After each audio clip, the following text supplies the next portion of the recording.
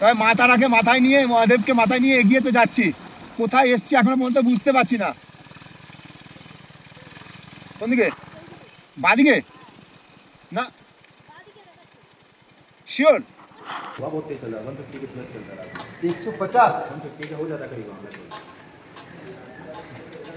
150 kilometre per hour स्पीडे हवा हमारा पूरा सेंटर हिलता रहता है। ये सेंट्रलটা মানে এইটা পুরো নড়ে আর কি। মানে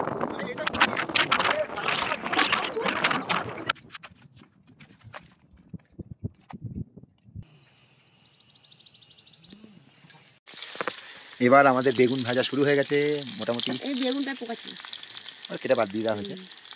ওহ, সেই লাগছে বৃষ্টির ওয়েদার।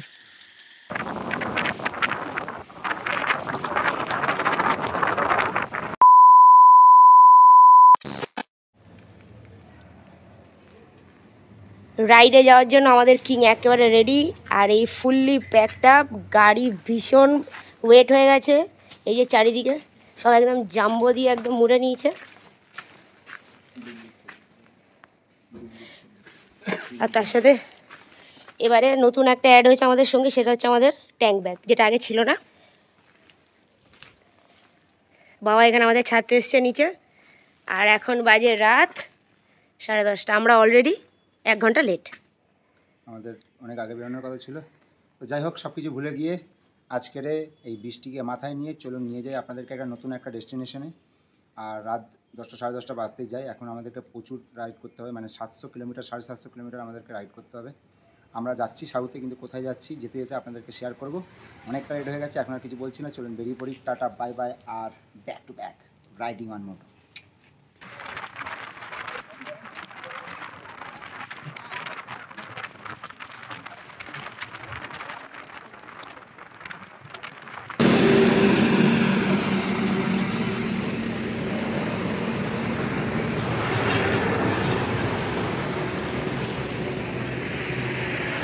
এটা ছাড়া আমাদের রাতের সাথে আর কিছু নেই।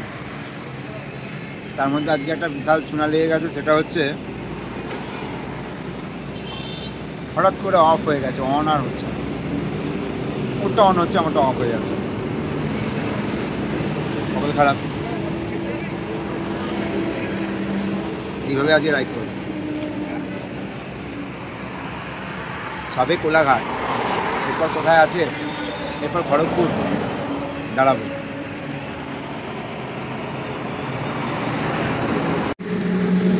কি রেনকোট পরবো?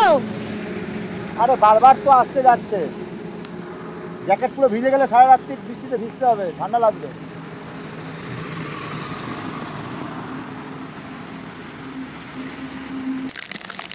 সেই কোলাঘাট থেকে শুরু হয়েছে বৃষ্টি, মোটা বড় থামার নাম নেই। সেই থেকে বৃষ্টি হয়েই চলেছে, এত বৃষ্টি, গাড়ি চালাতে এত অসুবিধা হচ্ছে। ভাবছিলাম দাঁড়িয়ে যাব, কিন্তু দাঁড়ানোর কোনো পজিশান নেই, দাঁড়িয়ে গেলেও বৃষ্টি কমছে না। কতক্ষণ ওয়েট করব? এই বৃষ্টির মধ্যেই রাইড করতে হচ্ছে। ভেতরে তো জল ঢুকে যাচ্ছে, জামা কাপড় মনে হয় ভিজছে। আমার জ্যাকেট ভিজে গেলে সমস্যায় পড়ে যাব। সারা রাত এখন গাড়ি চালাতে হবে, এখন জানি না কতক্ষণ বৃষ্টি হবে। যেতে হবে অনেক দূর, সারা রাত ভিজতে ভিজতে। কপালে আজকে দুর্ভোগ। বিশাল জোরে বৃষ্টি পড়ছে, বিশাল জোর। মানে আমরা ঘর থেকে বৃষ্টি আজকে মাথায় নিয়ে বেরিয়েছি আর কি। সারা রাস্তা বৃষ্টি বৃষ্টি, ও বিরক্ত হয়ে যাবে এবার, আমরা মাথা খারাপ হয়ে যাবে। রাস্তা পুরো ফাঁকা, রাস্তা খুব ভালো, কিন্তু এত বৃষ্টি কি করে বুঝবো, এত বৃষ্টি হবে। রাত বাজে 2টো, আর আমরা এখন চায়ের দোকানে জ্যাকেট শুকানোর কথা চিন্তা ভাবনা করছি। মানে এটা মানে কি বলবো, কার কার সঙ্গে এই জিনিসটা ঘটে আমি জানি না। অরিজিনাল বিবিজি রেইনকোট পুরো জ্যাকেট চপচপে ভিজে গেল কি করে আমি বুঝতেই পারছি না। মানে আমি জ্যাকেট তো পুরো চপচপে ভেজে, গেঞ্জি পুরো নিগড়াচ্ছে, পুরো পুরো জল বেরোচ্ছে। গেঞ্জিও পুরো চপচপে ভেজা, জ্যাকেট পুরো ভেজা, রেইনকোটের ভেতরে কি করে এত জল ঢুকে ভগবান জানে। গলা টাইট করে রেখেছিলাম, অবাস্তব তো, সব ভিজে গেছে।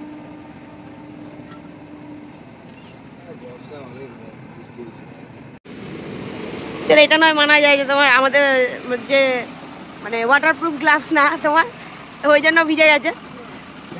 সব মেনে নিচ্ছি, কিন্তু আমার এখন চিন্তা হচ্ছে আমি এত রাস্তা আমি রাইড করবো কী করে, আমার জ্যাকেট পুরো চপচপে ভেজা। জল কোথায় জল? পুরো জ্যাকেট কী করে ভিজতে পারে, পুরো পুরো ফুল ভেজা। আরও জ্যাকেটের ওয়েট মানে প্রচুর বেড়ে গেছে। বৃষ্টি শেষ হচ্ছে না, মোটামুটি কোলাঘাট থেকে শুরু হয়েছে এত জোরে বৃষ্টি, আর এখানেও শেষ হয়েছে। এখানেই তেলটা ফুল ট্যাঙ্ক করে নিলাম, কেননা এখানে দামটা কম, উড়িষ্যা যতক্ষণ আছে ততক্ষণ দামটা কম থাকবে, এরপরে আরও বেড়ে যাবে। যাই হোক, রাত শেষ হয়ে সকালটা দেখতে পেয়ে খুব শান্তি পেলাম। বৃষ্টিটাও এখন আর হচ্ছে না, সারা রাত বৃষ্টিতে ভিজেছি। দেখতে দেখতে কটক চলে এসেছি, সামান্য গেলেই ভুবনেশ্বর। আমরা ভাবছি পুরী হয়ে যাব, কেননা সাতপাড়া যেতেই হবে আমাদেরকে, আজকে টার্গেট।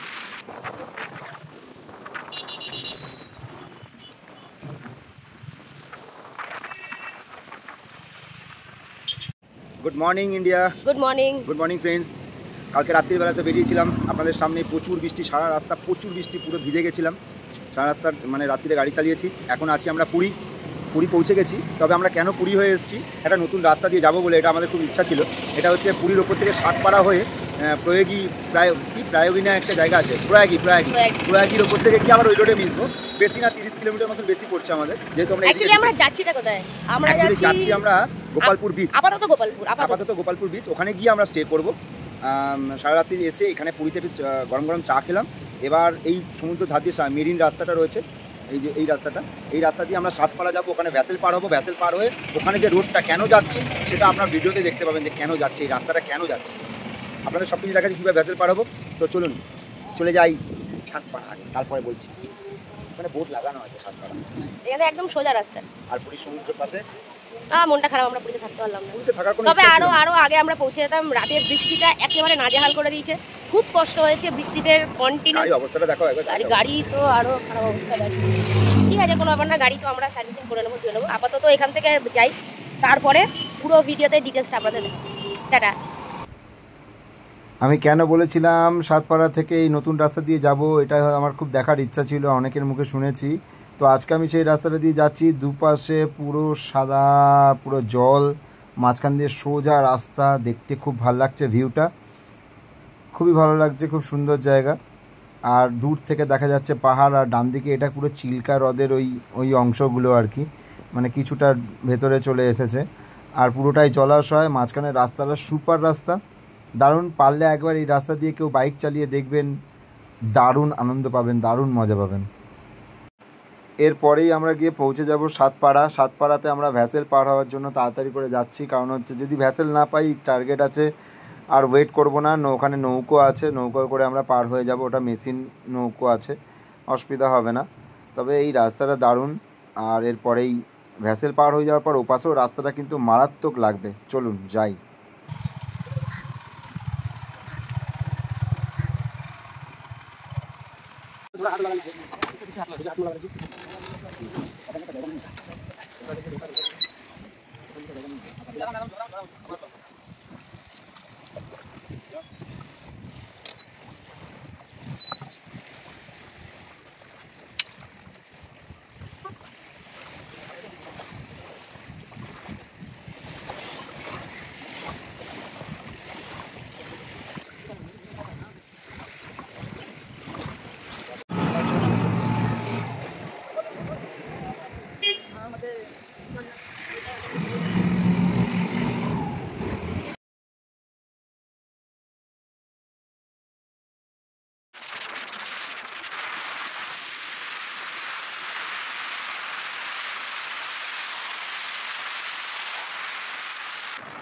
ওফ, কি লাগছে! আমি এটার জন্য অপেক্ষা করেছিলাম। আমি বলেছিলাম না তোমাকে যে এই রাস্তাটা কীরকম হতে চলেছে, উপরে আকাশটা নীল আর ডান দিক বাঁ দিক পাহাড়, ওফ মারাত্মক।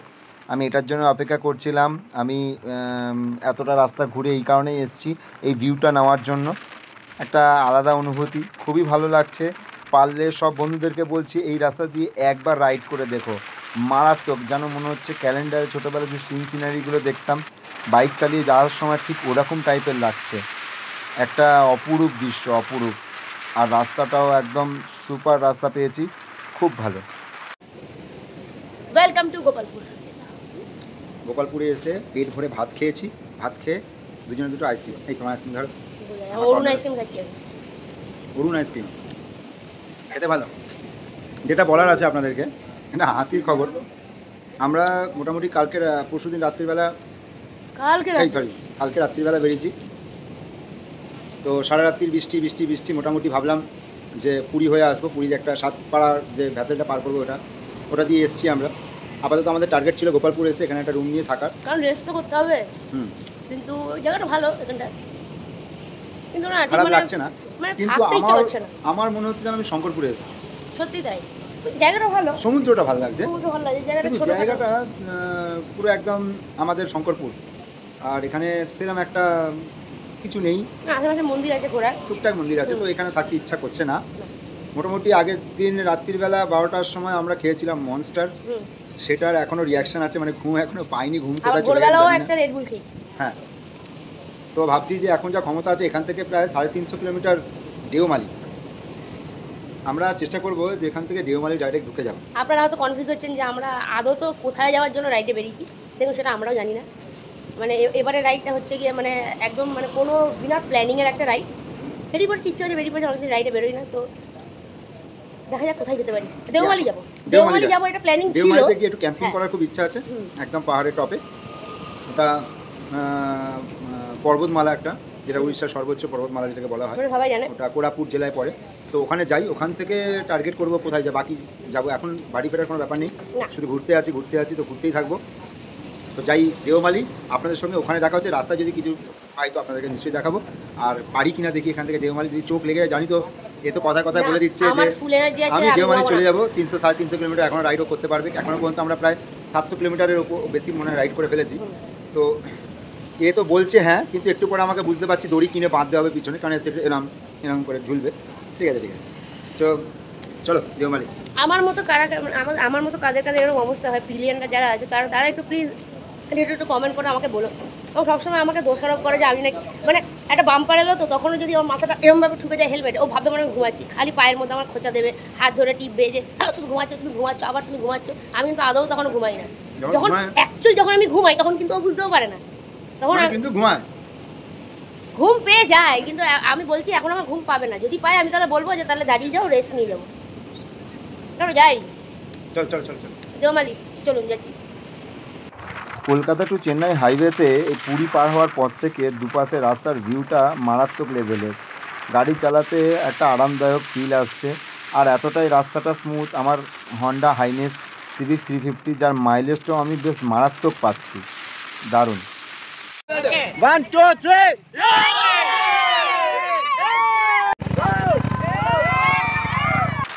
আমাদের ওয়েস্ট বেঙ্গলে 105 টাকা তেলের লিটার, উড়িষ্যাতে 101 টাকা, আর অন্ধ্রপ্রদেশে কিন্তু 109 টাকা 65 পয়সা। আরে বাপ!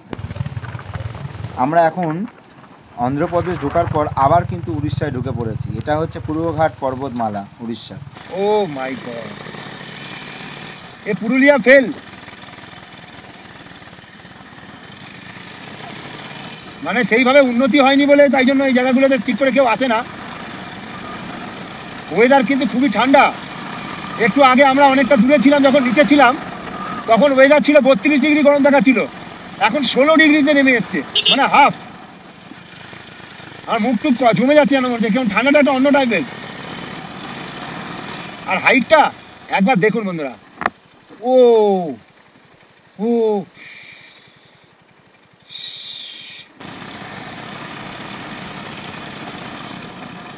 আবার উঠবো।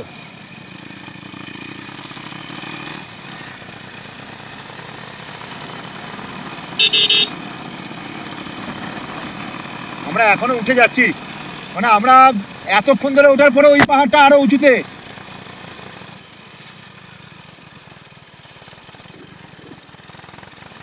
গাড়ির সামনের চাকা উঠে যাচ্ছে পিছন দিকে। আমার গাড়িটা প্রচুর লোড আছে আজকে, যদিও বা আমার মনে হয় না যে আলো থাকতে থাকতে আমরা গিয়ে পৌঁছাবো, অন্ধকার হয়ে যাবে। এখন আমরা কিছু দেখতে পাচ্ছি না, পুরো মেঘের ভেতরে ঢুকে গেছি। অবস্থাটা দেখো, এটা হচ্ছে গরমকাল, সব জায়গায় 30, 32, 35, 40 ডিগ্রি গরম। আর এখানে উড়িষ্যার একটা জায়গা, সেটা হচ্ছে দেওমালি, এখন এই মুহূর্তে টেম্পারেচার দেখাচ্ছে 12। এটা একটা অবাক কাণ্ড। আর তাও আবার পুরো ফুল, এটা ফগ না, এটা পুরো মেঘ। যে রাস্তা দিয়ে আমরা উঠছি সেই রাস্তা দেখো, ওদিক দিয়ে একটা গাড়ি আসছে, যে রাস্তা দিয়ে উঠছে ওখানে আবার জল নামছে, মানে উপরে বৃষ্টি হচ্ছে, জলটা নামছে। অচেনা জায়গা, একদম আসা হয়নি আগে, কিছু দেখা যাচ্ছে না, চারিদিকে পুরো গুটগুটি অন্ধকার, শুধু সামনের রাস্তার এইটুকু অংশ দেখতে পাচ্ছি, তাও আবার পুরো মেঘে ঢাকা, আর চারিদিকে পুরো ঘন জঙ্গল।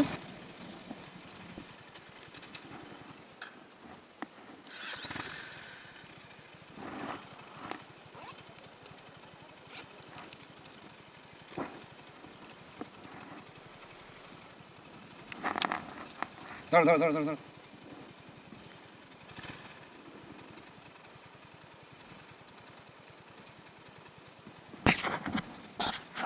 কিছু দেখা যাচ্ছে না, কোন দিকে যাবো কিছু বুঝতে পারছি না, একদম টপ হিল দেওমালি। কেমন আছে? তো এখন আমরা অনেক কষ্টে এই রাত্রিবেলা দেওমালিতে পৌঁছেছি। আর এখানে আমার রিসর্টটা যেহেতু আগে থেকে বুক করা ছিল, রিসর্ট বলতে ক্যাম্প, এই যে ক্যাম্প, এটা পাহাড়ের একদম উপরে। এখানে মোটামুটি কারেন্টের কোনো ব্যবস্থা নেই। আর এই যে আমার এটা একটা চার্জার লাইট রয়েছে, আর একটা টর্চ আছে এরকম। তো মোটামুটি এটাতে আমার হয়ে যাবে, এটা প্রায় 8 ঘন্টা মতন জ্বলবে আমার কন্টিনিউ, অসুবিধা নেই। তো এই নিয়ে আরও আপাতত চলছি। আর এসে প্রচুর ঠান্ডা, সব কিছু গুছিয়ে রেডি হতে মোটামুটি ভিজেও গেছিলাম কিছুটা, আর জ্যাকেট প্যাকেট রেনকোট ফেনকোট কিছু বার করা হয়নি। এখন এসে খুব জোর খিদে পেয়েছিল, তো এখন আপাতত বাসনপত্র সব সরঞ্জাম বার করা হয়ে গেছে। আসার সময় আলু পেঁয়াজ টমেটো, আর বাড়ি থেকে তো পেঁয়াজ কাঁচা লঙ্কা অনেক কিছু নিয়ে এসে, আসার সময় বেগুনও নিয়ে এসেছি আমরা। তো যাই হোক, এখন প্রিয়াঙ্কা এখানে বসে পড়েছে রান্না করতে। এই হচ্ছে আমাদের স্টোভ, বোঝা যাচ্ছে নিশ্চয়ই। আমার কাছে অপশান আছে, আমার কাছে মাল্টি কুকারও রয়েছে, তবে কারেন্টের লাইন সমস্যা, এখানে কারেন্ট নেই একদম, তাই জন্য আমাদের গ্যাসে রান্না করতে হচ্ছে। এখন রান্না কিছু করা হচ্ছে না, আমি জাস্ট একটা ছোট্ট করে চা করছে। চাটা করা হয়ে যাওয়ার পর এখন হবে আমাদের জাস্ট খিচুড়ি।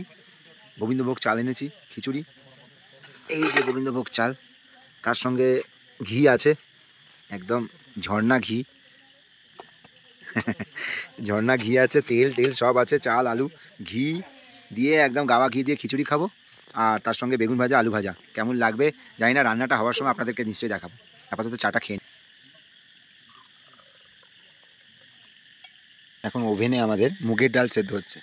হচ্ছে মুগ ডাল, খিচুড়ির জন্য প্রস্তুতি চলছে, ওখানে চাল ধুচ্ছে। ডাল আমাদের মুগের ডাল সেদ্ধ হয়ে গেছে। হেভি ফাস্ট সিদ্ধ হয়ে গেল। হ্যাঁ, হেভি ফাস্ট সিদ্ধ হয়ে গেছে সিরিয়াসলি। এটা অনেক একদম লো ফ্লেম জ্বলছে, এটা হাই ফ্লেম দিলে তো জয়েনে যাবে। এটা কি দিচ্ছ এখন? এটার মধ্যে কি দিচ্ছ? গোবিন্দভোগ চাল। গোবিন্দভোগ চাল ছাড়া আমি খিচুড়ি খাই না। আচ্ছা, এবার গোবিন্দভোগ করছি চাল যখন ভালোভাবেই করবো, সব জিনিস যখন আনা হয়েছে খাবো তো আমরাই। এবার চালটা ফুটুক নাকি? একটু জল দেবো, চালটা ফুটে যাক, তারপরে বাকিটা করছি। মোটামুটি আমাদের বেগুন কাটা হয়ে গেছে, আলু কাটা হয়ে গেছে, মানে হবে আলু ভাজা বেগুন ভাজা। আর এখানে কড়াতে মোটামুটি টমেটো পেঁয়াজ না আদা, না সরি আদা টমেটো তেজপাতা দিয়ে ফোড়ন দিচ্ছে। এবার খিচুড়ির মোটামুটি চাল আর মুগের ডালটা সেদ্ধ হয়ে গেছে, এখানে আপাতত রেডি করা হবে খিচুড়ি। তোমার আলু ভাজা কমপ্লিট? আর একটু বাকি হয়ে গেছে। বাস, গরম গরম আলু ভাজা। এই আলু ভাজা হলে আর কিছু লাগে না, এই আলু ভাজা দিয়ে আমি সব কিছু খেতে পারবো, রুটি খেতে পারবো, ভাত। এবার আমাদের বেগুন ভাজা শুরু হয়ে গেছে মোটামুটি। এই বেগুনটা পোকা ছিল, কেটে বাদ দিয়ে দেওয়া হয়েছে। ওহ, সেই লাগছে, বৃষ্টির ওয়েদার, ক্যাম্প, নিজেরা রান্না করে খাচ্ছি, সেই লাগছে। একদিকে ভালো, এখানে হলো না সেই ওই টক টক সব খাবার দাবার খেতে হতো। হ্যাঁ, একদিকে ভালো হয়েছে। বাঙালি রান্না এখানে তো পাবেনই না। তো আমরা যে কলকাতা থেকে এসে এত দূরে, এটা হচ্ছে অন্ধ্রপ্রদেশ বর্ডার পুরো, তো এখানে এসে গরম গরম খিচুড়ি আলু ভাজা বেগুন ভাজা সেই লাগছে। আর বাইরে ঝোড়ো হাওয়া আর প্রচুর বৃষ্টি, আর ঠান্ডা হচ্ছে 12 ডিগ্রি। এক্ষুনি কম্বল গায়ে দেবো খাওয়ার পর। খেতে বসে আসছি, একটু জমে গেছে, দিলে দিয়ে দিচ্ছি একদম। ওহ, প্লেটটা কেমন? নিচ্ছি করো ওটাকে, সুপার লাগছে, সুপার। এবার খেয়ে দেখো, সুপার কি। এবার ভাবুন, ঠিক করে ধরো, গরম আছে। এটা কি কেউ পারবেন করতে? মানে আমরা এসে ক্যাম্পে এসে আমরা কি করেছি দেখুন, খিচুড়ি আলু ভাজা বেগুন ভাজা গরম গরম, তাও কিন্তু পরিপাটি করে, একদম পরিপাটি করে, একদম সুস্বাদু করে বানানো যাচ্ছে তাই হয়েছে। করে কিন্তু না। মানে যাচ্ছে তাই করে বানানো হয়নি কিন্তু জিনিসটা। তো আলুটা জাস্ট, এই হচ্ছে মেনু আজকের, সুপার মেনু।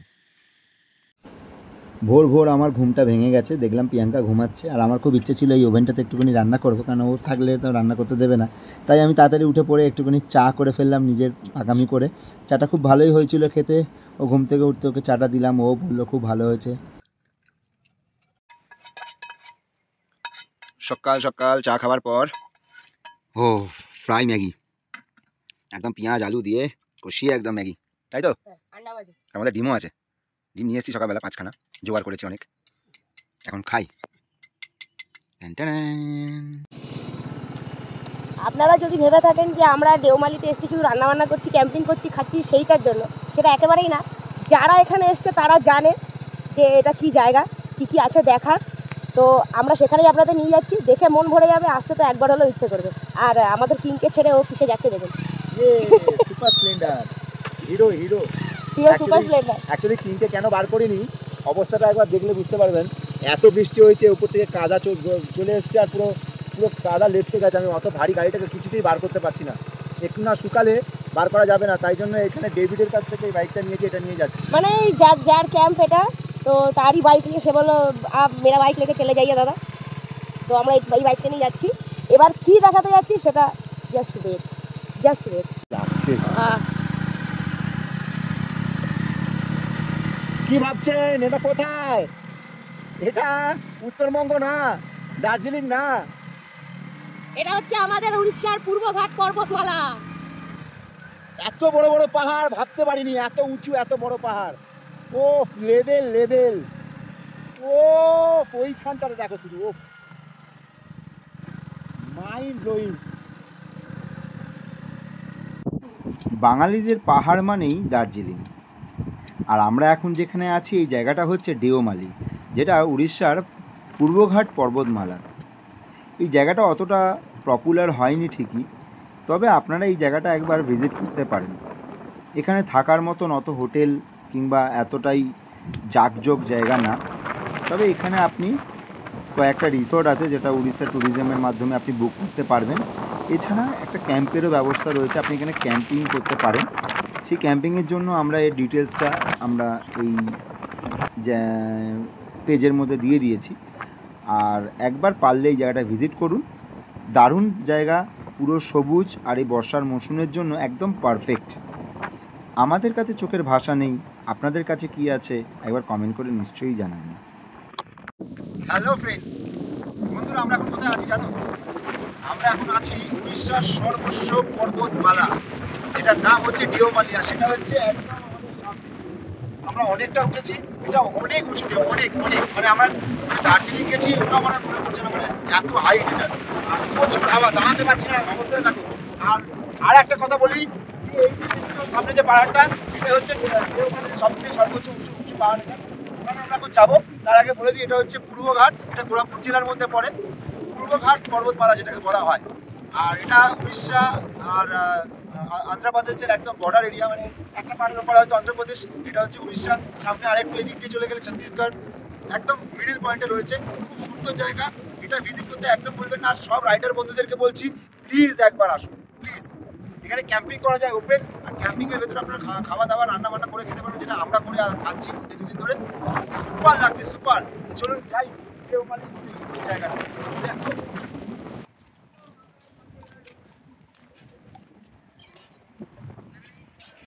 थोड़ा हवा ज़्यादा तेज चलता है तो रात में पूरा सब हिलता रहता है।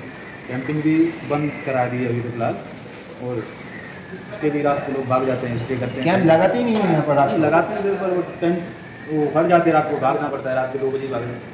एक बार तो कैंप टूट गया था, बस टूट गया? पूरा टूट गया पूरा। तो रात को 4 जैसे ही चलेगा। कुछ लोग गाड़ी में रुके, गाड़ी भी लेके रात में निकल जाते हैं। हवा बहुत तेज चल रहा है, 150 के प्लस चलता है रात में। 150 150 का हो जाता है करीब वहाँ पे। 150 किलोमीटर पर आवर स्पीडे हावा। हमारा पूरा टेंटर हिलता रहता है। प्रॉब्लम जो এই সেন্ট্রালটা মানে এইটা পুরো নড়ে আর কি, মানে है सोने में फील होता है। आपको पता है कभी नींद नहीं आता है, कभी सच में नींद नहीं आता है।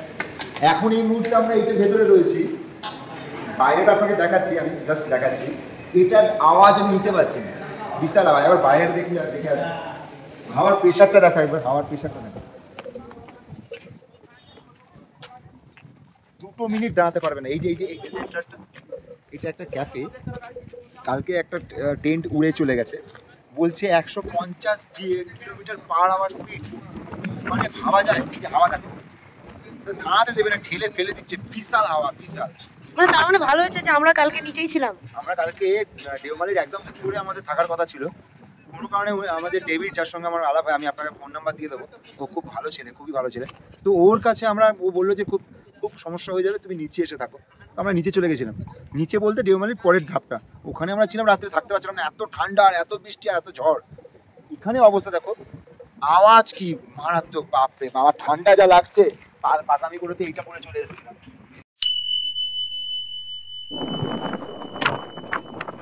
Welcome to Deomali.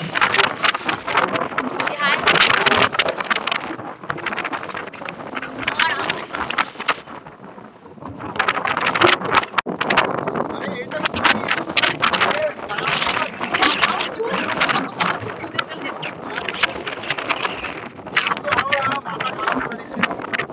এখানে কিন্তু মিনিটে মিনিটে ওয়েদার চেঞ্জ হয়। কখনো দেখবেন প্রচুর রোদ্দুর, একদম পরিষ্কার, আবার কখনো দেখবেন প্রচুর মেঘ, আবার কখনো এত পরিমাণে হাওয়া বইবে যে আপনি দাঁড়াতে পারবেন না, আবার এমন হবে যে আপনি পুরো মেঘের মধ্যে ঢুকে যাচ্ছেন। দারুণ।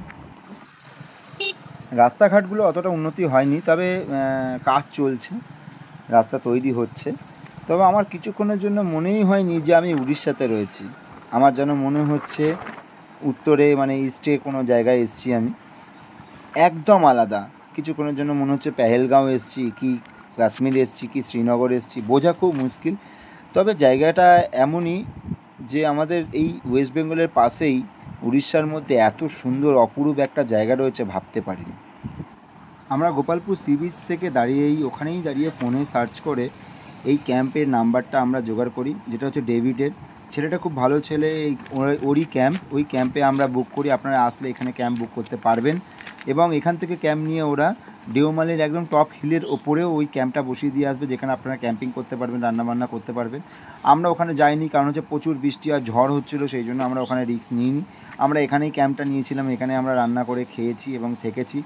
ডেভিড ছেলেটা খুবই ভালো, ওর সঙ্গে যোগাযোগ করতে পারেন, ওর নাম্বার আমরা পেজের মধ্যে দিয়ে দিলাম। এখন আমরা দেওমালি ছেড়ে বেরিয়ে যাচ্ছি, কারণ হচ্ছে আমাদের দেওমালিতে থাকার কোনো টার্গেট ছিল না, আমাদের যাওয়ার ছিল অন্য কোনো একটা জায়গায়। তো আমরা চেষ্টা করেছিলাম চলো দেওমালি একবার ঘুরে আসি, তাই আমরা দেওমালি ভিজিট করে গেলাম। জায়গাটা খুবই সুন্দর, খুবই ভালো। এখানে আমরা 2 দিন থেকেছি, খুব ভালো লেগেছে। আমরা সেরকমভাবে সাইটে কোনো সিন ঘুরিনি, তো আপনারা পারলে আসবেন, এখানে অনেক সাইট সিন রয়েছে, আপনারা দেখতে পারবেন। আর আপনারা সবাই ভালো থাকবেন, খুশি থাকবেন, আনন্দ থাকবেন, আর অনেক অনেক ঘুরবেন। নমস্কার।